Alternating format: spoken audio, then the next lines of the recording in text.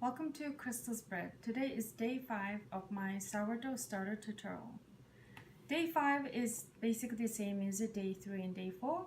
We're just going to add more flour and water to the starter and continue to let it rise. So we made some changes on day 4.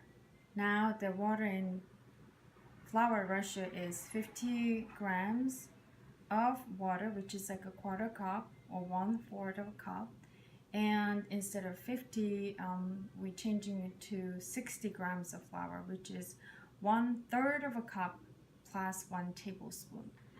So this was since day 4, and now I see there's a sign of some air bubbles in the starter, and if you notice there is air bubbles on the top, you see. I'm gonna give it another day or two just to make sure I got the right consistency and right rising of the starter to make a bread.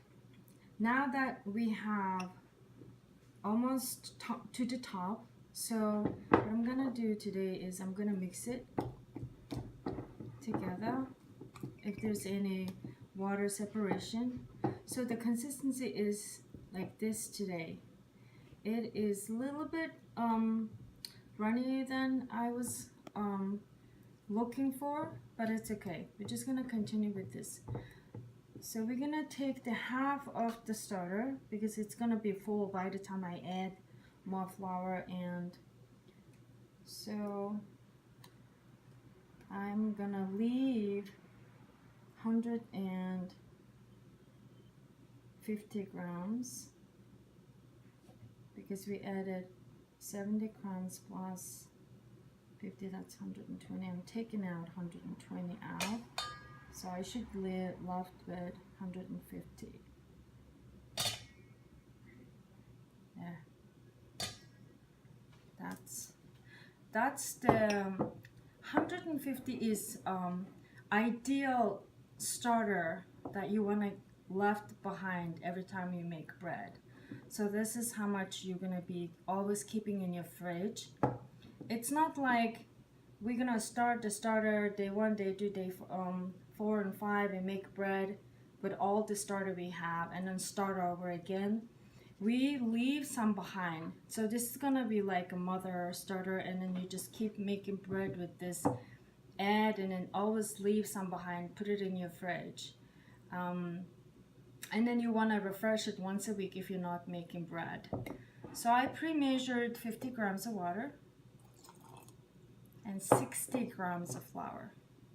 So we made some changes since day 4.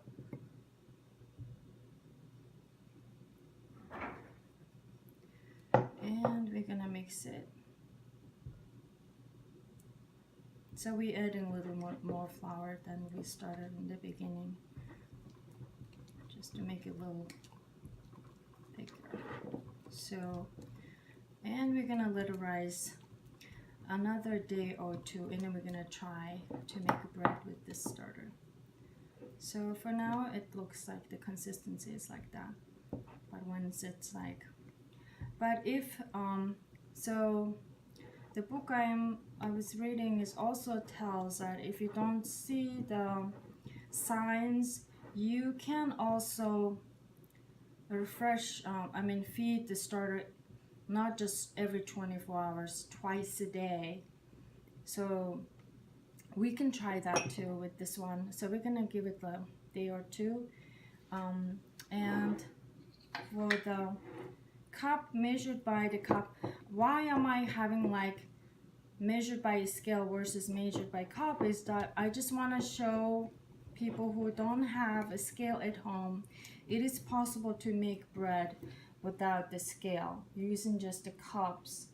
Even if you don't have cups, measuring cups, you can use just regular cups or bowls or anything, just your tablespoon at home, and then you can use it. It is possible, it is doable, so don't be discouraged. So this is 1/3 plus 1 tablespoon flour.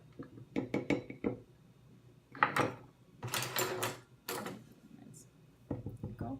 And then 1/4 cup of water, or 50 grams of water, and 60 grams of flour. So for water, lately it's been hot outside and my house is quite warm. The room temperature water in my house at this time is pretty warm. If in case your house is cool and your room temperature water, you think it's a little chilly, cold water, then I would suggest you need to heat up your water, preferably 70 to 75 Fahrenheit or 21 to 23 Celsius. It could be the water. We can keep on trying doing this one, and sometimes, you know, make some changes like using warm water and changing your flour. If your flour is sitting in your kitchen for a while, then maybe buy new flour and try with this, and you can change things to see if it's gonna work out for you. So we're gonna let it rise for 24 hours, and we're gonna see if we can make bread with the starter. Thank you for watching.